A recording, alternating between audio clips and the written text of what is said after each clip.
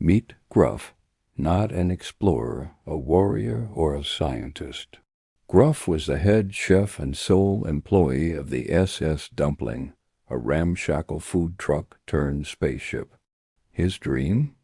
To share the sublime, greasy glory of Earth Street food with the cosmos. His reality? A customer base of 0.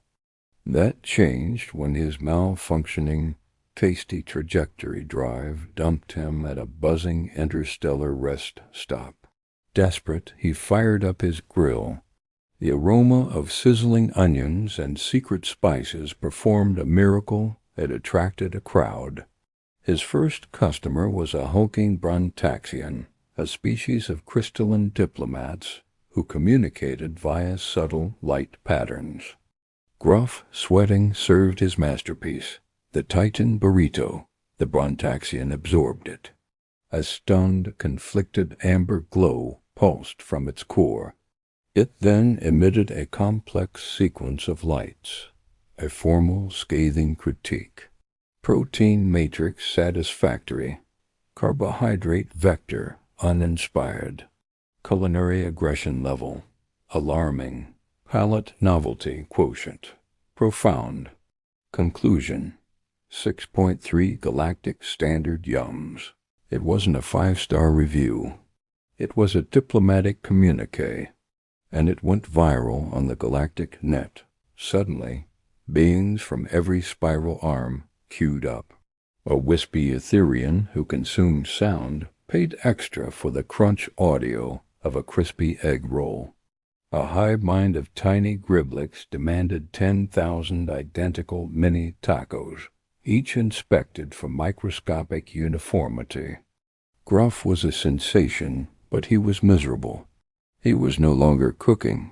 He was performing edible diplomacy under impossible standards. The joy was gone. The crisis peaked with the arrival of the Vex, a species of pure logic they had never eaten. They came to analyze the Titan burrito as a chaotic system. They scanned it, debated its thermodynamic inefficiency, and declared it an illogical fuel source. They demanded Gruff synthesize a perfectly balanced, tasteless nutrient paste instead. This was the final insult. Gruff snapped. He flipped his closed sign to chef's choice. He ignored the manuals, the protocols, and the yum ratings. For the next customer, a timid, multi-limbed florpin, he didn't ask for preferences. He just cooked what asterisk felt asterisk right. A simple, buttery, grilled space fungus sandwich with a side of nervous pickles. He served it with a shrug. Here, try this. The florpin trembled, took a bite, and wept iridescent tears of joy. It wasn't the best thing Gruff had ever made, but it was made with intuition, not pressure. Word spread. Patrons started asking for the chef's choice. The line grew longer, not for a famous burrito, but for a moment of genuine, unexpected connection on a plate. Gruff finally understood. He hadn't been hired to feed the galaxy. He'd been tricked into teaching it how to feel. The SS Dumpling became legendary not for its yum score, but as the place where you went to remember that behind every flavor, every ritual, every review was a messy, beautiful, gloriously illogical thing called taste.